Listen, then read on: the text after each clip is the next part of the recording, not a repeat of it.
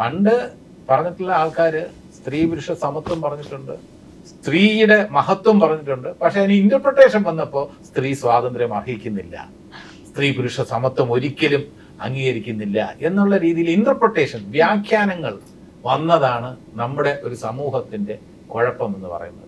സ്ത്രീകളെ തളച്ചിടേണ്ടതാണ്, അടുക്കളയിൽ നിന്ന് അങ്ങോട്ട് പോകാൻ പാടില്ല എന്ന് പറയുന്നിടത്ത് അതിന് എതിരായിട്ടുള്ള കാര്യങ്ങളല്ല, അതൊക്കെ ആലോചിക്കേണ്ട വിഷയങ്ങളാണ്. അവിടെയും പുരുഷന്റെ കാര്യങ്ങളും ഡിസ്കസ് ചെയ്യണം. മാരേജ് ലൈഫിൽ ഇഷ്യൂസ് ഇല്ലാത്തവരായി ആരും കാണില്ല. ചെറിയ വഴക്കുകളെങ്കിലും കാണാത്തവരായി, എന്തെങ്കിലും ഒരു അഭിപ്രായ വ്യത്യാസം ഇല്ലാത്തവരായി ആരും ഉണ്ടാവില്ല. അത് കറക്റ്റാണ്. ഇത് എന്റെ കഥയാണ് കേട്ടോ, ഇത് സെയിം അനുഭവം അതിലൂടെ കടന്നു പോയിരിക്കുകയാണ് ഞാൻ എന്ന് പറയുന്ന ഒരുപാട് മുഹൂർത്തങ്ങൾ ഈ സിനിമയിലുണ്ടാവും. ഈ പറഞ്ഞ ഹിറ്റ് കോമ്പിനേഷനിൽ വന്ന സമയത്തും ലാസ്റ്റ് 2 സിനിമകൾ, രേഖാചിത്രത്തില് ജഗദീഷ് ചേട്ടൻ ഉണ്ടായിരുന്നു. അതിലെ കഥാപാത്രം വലിയ ക്രൂഷ്യൽ ആയിട്ടുള്ള, ചെറിയ ഒരു ഭാഗമാണെങ്കിൽ പോലും ക്രൂഷ്യൽ ആയിട്ടുള്ള ഒരു കഥാപാത്രമാണ്. കിഷ്കിന്ധാ ഖണ്ഡത്തിലെ കഥാപാത്രമാണെങ്കിലും ഭയങ്കര നിഗൂഢതയുള്ള, ഭയങ്കര ഭാരമുള്ള ഒരു കഥാപാത്രമാണ്. ഇപ്പം തിരിച്ച് നിങ്ങളുടെ അസോസിയേഷനിലെ അടുത്ത സിനിമയാണ് വരുന്നത്. ഈ പറഞ്ഞതുപോലെ പലതരത്തിലുള്ള യോണറുകൾ പരീക്ഷിച്ചുകൊണ്ടേയിരിക്കുന്ന മലയാള സിനിമയിലേക്ക് വരുന്നൊരു സിനിമ കൂടിയാണ്. അതിലുണ്ടാവുന്നൊരു പ്രതീക്ഷ. ഇതില് പുതുമയുള്ള കുറെ കാര്യങ്ങൾ ഈ സിനിമ പറയുന്നുണ്ട്. പണ്ടത്തെ ആൾക്കാർ പറഞ്ഞിട്ടുള്ള നല്ല കാര്യങ്ങൾക്കെല്ലാം തന്നെ വളരെ മോശമായിട്ടുള്ള ഇന്റർപ്രിട്ടേഷൻ പല സാഹചര്യത്തിലും പല ആൾക്കാരും കൊണ്ടുവന്നിട്ടുണ്ട്. പണ്ട് പറഞ്ഞിട്ടുള്ള ആൾക്കാര് സ്ത്രീ പുരുഷ സമത്വം പറഞ്ഞിട്ടുണ്ട്, സ്ത്രീയുടെ മഹത്വം പറഞ്ഞിട്ടുണ്ട്. പക്ഷെ അതിന് ഇന്റർപ്രിട്ടേഷൻ വന്നപ്പോൾ സ്ത്രീ സ്വാതന്ത്ര്യം അർഹിക്കുന്നില്ല, സ്ത്രീ പുരുഷ സമത്വം ഒരിക്കലും അംഗീകരിക്കുന്നില്ല എന്നുള്ള രീതിയിൽ ഇന്റർപ്രിട്ടേഷൻ, വ്യാഖ്യാനങ്ങൾ വന്നതാണ് നമ്മുടെ ഒരു സമൂഹത്തിന്റെ കുഴപ്പം എന്ന് പറയുന്നത്.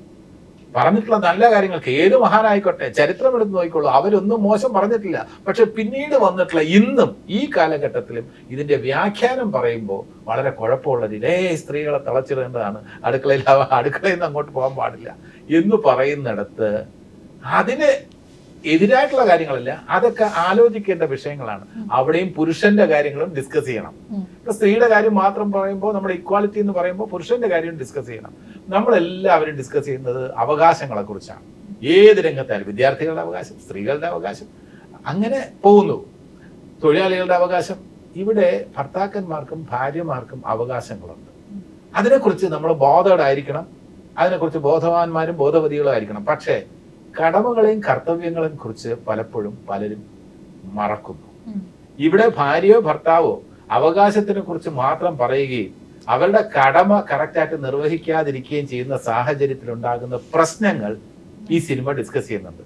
അത് ഭാര്യയാണോ ഭർത്താവാണോ അതിന് കാരണം എന്നുള്ളത് സിനിമ കാണുമ്പം ഇതിപ്പോ പറയുന്നത് എന്താണെന്ന് വെച്ചാൽ രസകരമായ വിഷയമാണ് ചർച്ച ചെയ്യുന്നത്.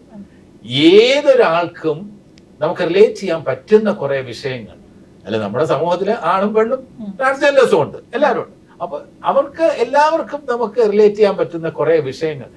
മാരേജ് ലൈഫിൽ ഇഷ്യൂസ് ഇല്ലാത്തവരായി ആരും കാണില്ല. ചെറിയ വഴക്കുകളെങ്കിലും കാണാത്തവരായി, എന്തെങ്കിലും ഒരു അഭിപ്രായ വ്യത്യാസം ഇല്ലാത്തവരായി ആരും ഉണ്ടാവില്ല. പക്ഷെ ആ അഭിപ്രായ വ്യത്യാസത്തെ വളർത്തുക, വലുതാക്കുക എന്നുള്ളത് ഒരു വലിയ വിപത്തായി മാറും. അവിടെ ജീവിതങ്ങൾ തകരും, ചിലർ ജീവൻ വരെ അവസാനിപ്പിക്കും. അപ്പൊ അങ്ങനെയുള്ള കുറെ വിഷയങ്ങൾക്ക് ഒരു സിനിമയുടെ ഭാഷ്യം നൽകുകയാണ്. ഇതിവിടെ പോസിറ്റീവായിട്ടാണ്, നമ്മൾ നല്ലൊരു എന്റർടൈൻമെന്റ് ആണ് നമ്മൾ കൊടുക്കാൻ ഉദ്ദേശിക്കുന്നത്. അല്ല ഇതിനെക്കുറിച്ച് ഒരു ഡാർക്ക് പിക്ചർ അല്ല, രസകരമായി കണ്ടുകൊണ്ടിരിക്കുക. ഇതൊരു കഥയായിട്ട് പറയുന്നത് കറക്റ്റാണ്, അത് കറക്റ്റാണ്, ഇത് എന്റെ കഥയാണ് കേട്ടോ, ഇത് സെയിം അനുഭവം അതിലൂടെ കടന്നു പോയിരിക്കുകയാണ് ഞാൻ എന്ന് പറയുന്ന ഒരുപാട് മുഹൂർത്തങ്ങൾ ഈ സിനിമയിലുണ്ടാവും. അതാണ് ഇതിന്റെ ഒരു പ്ലസ് ആയിട്ട് എനിക്ക് തോന്നിയത്. പിന്നെ ഞാൻ എല്ലാ ഇന്റർവ്യൂവിലും പറഞ്ഞിട്ടുണ്ട്, ഇതിന്റെ കഥ എനിക്ക് വളരെ ഇഷ്ടപ്പെട്ടു. പിന്നെ നേരത്തെ ചന്ദ്ര സൂചിപ്പിച്ചതുപോലെ ആസിഫ് സെലക്ട് ചെയ്ത കഥ എന്നുള്ള രീതിയിൽ എന്റെ റിസ്ക് ഒക്കെ വളരെ കുറവാണ്, എന്റെ ആസിഫിന്റെ റിസ്ക് വളരെ കുറവാണ്. ആസിഫ് കുറേ ദിവസം ഇരുന്ന് കേട്ട കഥയാണ്, 4 വർഷങ്ങൾക്ക് മുമ്പ് കേട്ട കഥയാണ്. ഞാൻ ഈ ഷൂട്ടിംഗ് തുടങ്ങുന്നതിന് മുമ്പ് 1 മാസം മുമ്പ് കേട്ടു, എനിക്ക് ഓക്കെ. അപ്പോൾ ആസിഫ് അലി ഓക്കെ പറഞ്ഞപ്പോൾ ആസിഫ് അലിയുടെ സെലക്ഷനും കാര്യങ്ങളൊക്കെ ചോയ്സും ഒക്കെ തന്നെ ഓൾമോസ്റ്റ് ഓക്കെയാണ്. പിന്നെ ഭാഗ്യവും തേടി വരുന്നുണ്ട്. ഇതൊക്കെ എല്ലാ കാലത്തും ഇതേ രീതിയിൽ കണ്ടിന്യൂ ചെയ്യുമെന്ന് ചോദിച്ചിരുന്നാൽ അതിനവിടെ ഭാഗ്യവും ഈശ്വരാനുഗ്രഹവും ഒക്കെ വേണം. നമ്മുടെ ജഡ്ജ്മെന്റ് ഒക്കെ ഏത് സമയവും തെറ്റാം.